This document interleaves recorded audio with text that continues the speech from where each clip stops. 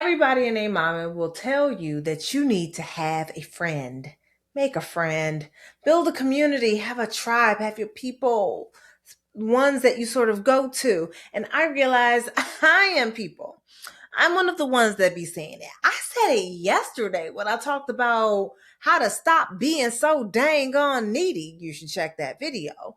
Meanwhile, it occurred to me that you might not actually know how to build a tribe, that you may have no clue how to get the people in place or even how to make a friend.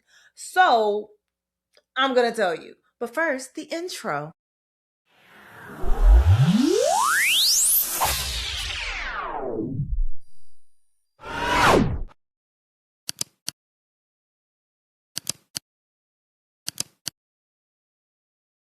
And welcome back to another episode of the Daily Donna with me, your host, Dr. Donna Oriowo. I am a sex and relationship therapist in the Washington, D.C. metro area. I'm the author of Drink Water and Mind Your Business, a Black woman's guide to unlearning the BS and healing self-esteem.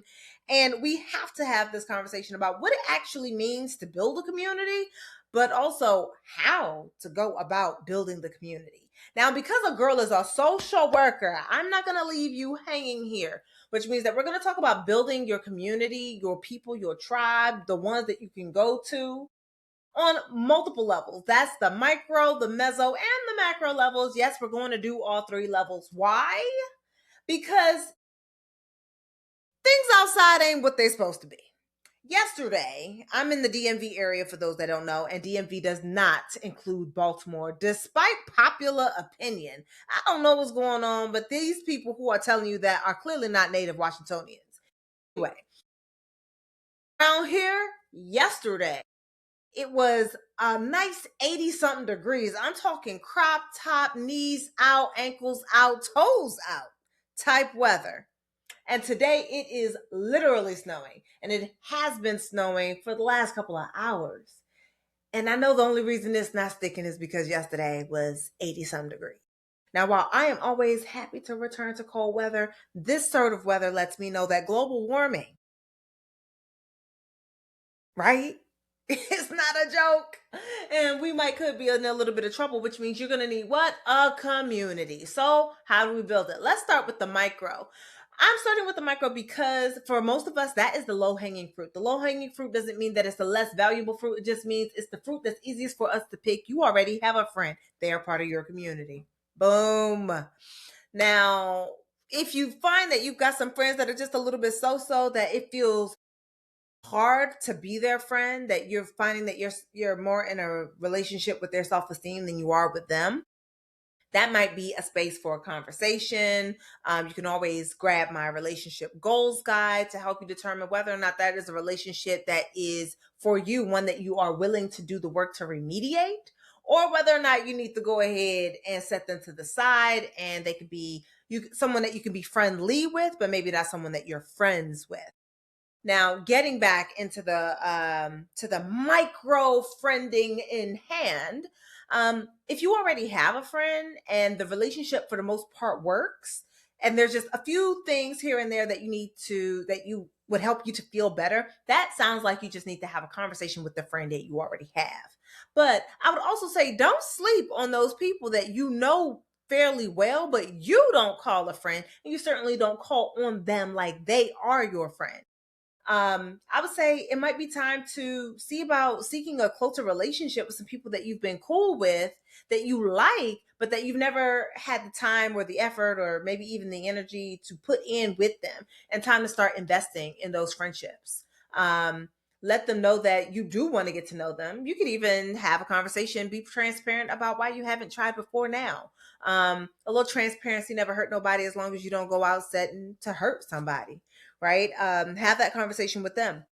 I would also say don't sleep on family. Family for many of us is they are the built-in friends. They were the first friends that we have. Maybe you have some siblings that you could be working on having a better relationship with. I know that for me, chief parentified child here, I felt often more like a third parent than my sister's sister. And I am now learning how to be a sister from my sisters, how to better participate with them as their sister. And because now, we all grown, it's easier to also build a friendship with my sisters, which also feels good. So not just the friends you already got, but the family, because I like a cousin or two, you might really mess with them. They don't have to be local for you to love them and for them to be a part of your crew. The other one that I think people be forgetting on this micro level is that you probably got an ace or two at work that you like down real bad. Time to see if that person can actually graduate to being not just your work friend, but maybe your outside of work friend. But even if you don't necessarily want them to be a friend, it doesn't mean that they're not in your community. This is your micro community, your one-to-one, your face-to-face, the people that are easier for you to be able to be like, tap tap them in, right? That's what we're talking about. Because everybody that's in your community, in your tribe, doesn't have to be your friend. Some people you can simply be friendly with. Um, so onto the second level, we got the mezzo. Now that's your neighborhood. That's organizations. That's what's nearby you. I would say proximity matters here. Um, go learn your neighbor's name. Okay, maybe one step too far. My bad. My bad. My bad. My bad. My bad. My bad.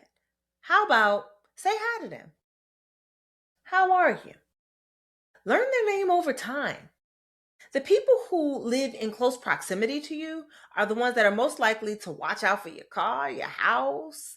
Are the ones that's most likely to notice when something is off because y'all have a routine probably already built and have seen each other. I'm just saying, talk to the people that are right there in your community. And for me, that goes beyond just in your neighborhood, right? Maybe it's time to get involved in your community.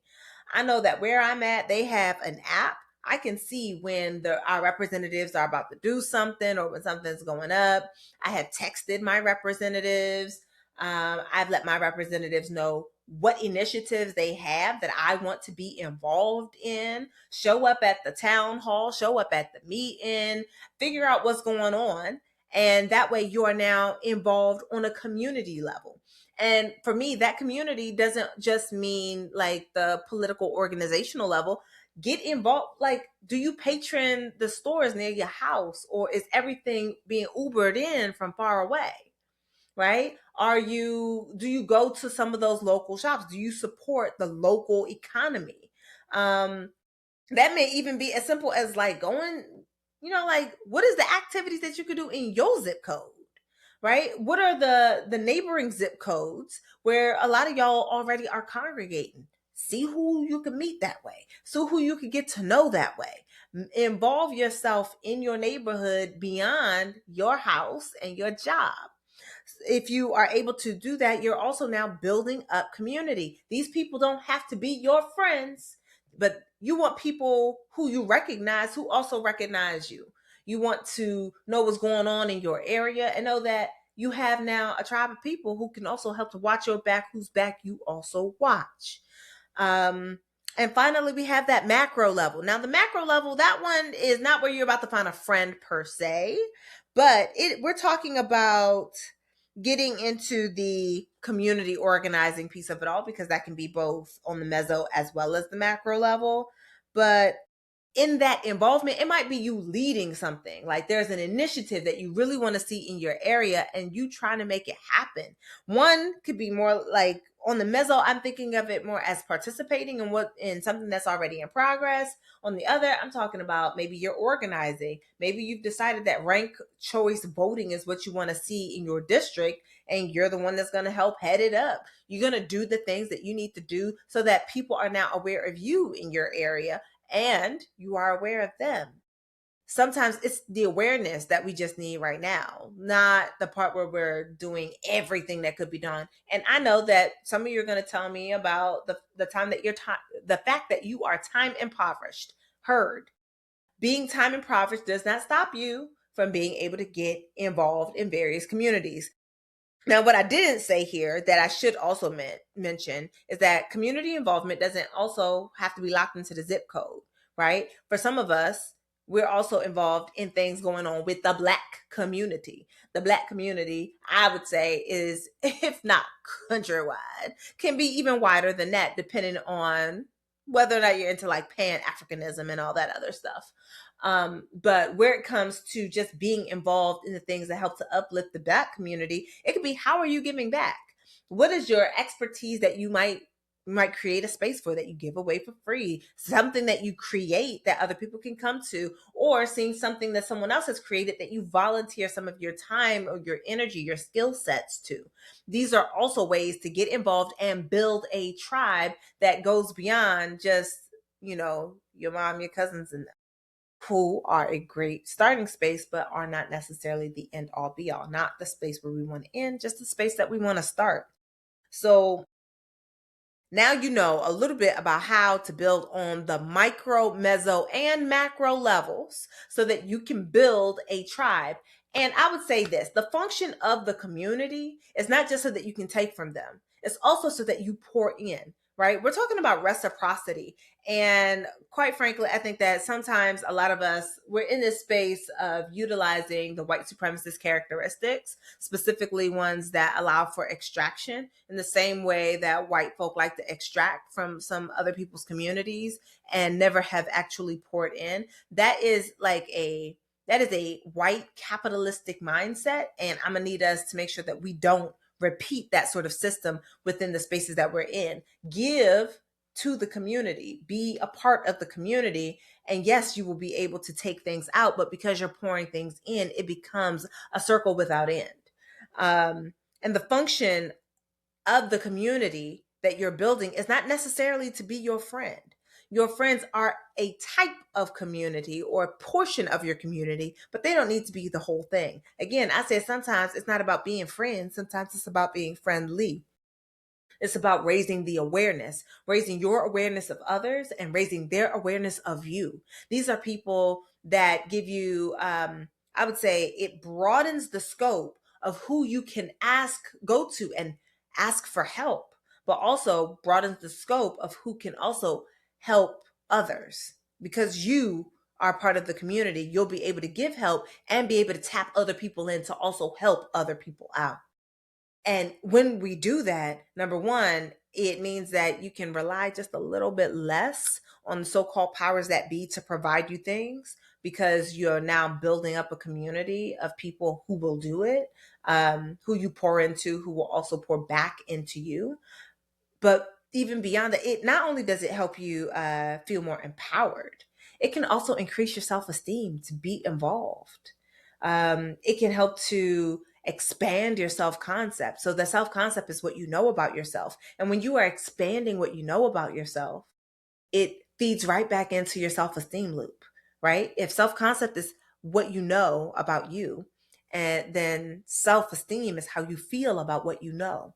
So if you give yourself more things to know, more things to learn, more experiences to have, you have more stuff that is stable that you can actually shine on, that doesn't require you to constantly be competing against other people, because now you know how to be in community with them, to give as well as to receive.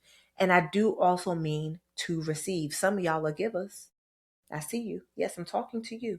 You are a giver, and people love to receive from you, but it is also your job to also receive, and to receive gracefully.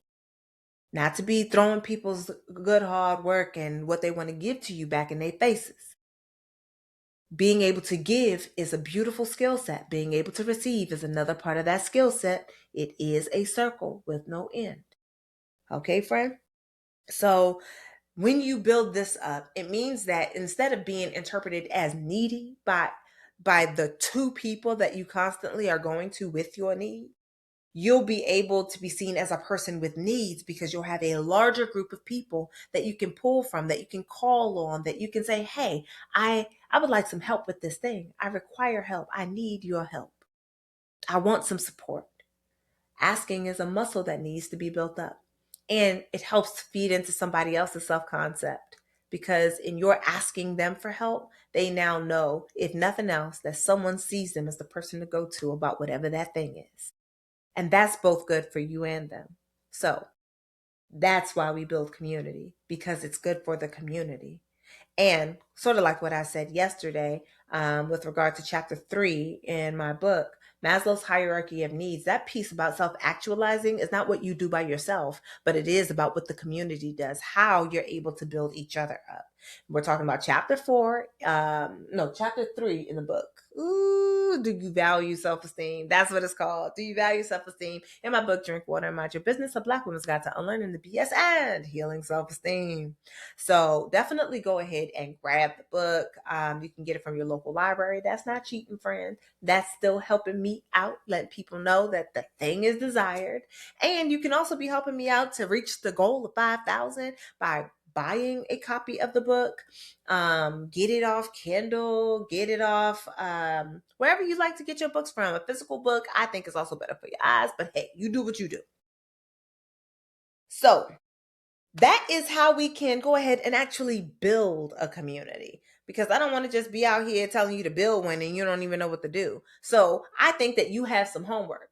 I want you to tap in on each level of what you're finna do so that you can build up your tribe, your people, your aces, the people that you can go to. So start with the friends. That's your low hanging fruit. Do it today. Reach out to a friend that you know that you talk to all the time, but also go ahead and reach out to one of those unlikely people who's like, well, I like you. I've never really invested the time and the space and the energy into the relationship in the same way, and I would like to. Right? So do both of that. Then on your mezzo level, say hi to a neighbor today, right? Maybe get to know one neighbor's name. Maybe the person across the hall from you. If you live in a house, the one that is right next door to you, just pick one and get to know somebody's name and start building out that community. Learn something about them. Just try to learn one new thing that you did not know about this person already. And on your macro level, we're talking about that in community involvement. We're talking about that in community engagement. See what's something that's going on in your community that you can get yourself involved in, whether it's a new store coming to the community or whether or not you're getting involved on a more sort of like socio-political side. Whatever it is, find a space, get in where you fit in. You have a skill set that somebody's been looking for anyway. So get out there, friend. Now, before we go ahead and close out on this Daily Donna, I got to bring to you the rest check segment. So if you've been watching, then you know a couple of days ago when I said I was a hypocritical therapist, I'd also mentioned that I was going to try my best to actually work for the rest that I say that I desire. So day 1 was physical. Day 2 was social, because girl, I really needed some social resting. Today was sensory. I have mostly been sitting here quiet. No sounds, no music, letting my ears actually have the time and the space to rest, which has felt quite lovely. It's been pretty quiet on my street. Oh, the snow just stopped. I've been trying to see if I could hear the snow. That's how quiet it's been, right? Like if I could just hear the snow. I have not done the sensory of resting the eyes, but I certainly rested the ears. No cooking today, so giving my nose a break, no perfume, no body sprays, none of that. Also, the sensory rest. I figured the way my tongue is set up, it's never on sensory rest. It's gonna taste the toothpaste. It's gonna taste the toothbrush. It's gonna taste the air. It's gonna do all of that. So it's never really on a rest. But I do like to say I'm resetting my palate by drinking water, which we're supposed to be doing anyway. So I will also admit that while my sensory rest today of being quiet wasn't on purpose, I still got the job done. I don't think I recognized that I was doing it until I recognized that I was doing it. And I even did it a little bit yesterday on my way to see this movie, the new Ryan Gosling thing. It was like a little preview of the thing. If you want me to talk about it, let me know in the comments and I will come back and we can have a conversation about that movie and what I learned, because I believe that all movies and all books have a therapeutic something that you could learn that could help you to get better, that don't require you necessarily to only be reading self-help books. That's just me. That's just me. But while it wasn't on purpose, when I noticed that it was happening, my sensory rest, I recognized that I was latching into it. Like there's no reason not to get into it. I feel like it was more of a happy happenstance.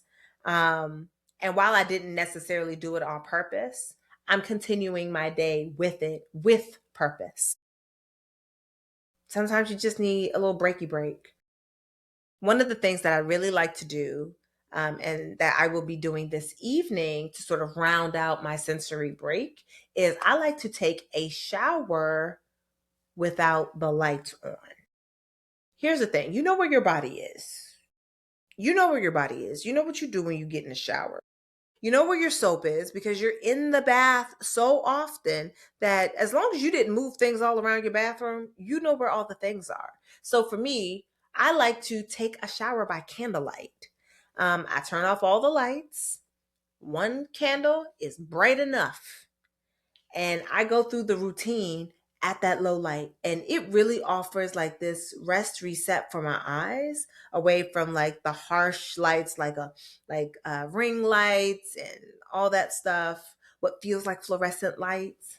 So it gives you some rest there, and I won't be listening to music, because again, sensory rest. And I am going to use good smelling soap because that's just my nature. But the whole point is that it sort of gets you out of the space of everything needing to be done quickly.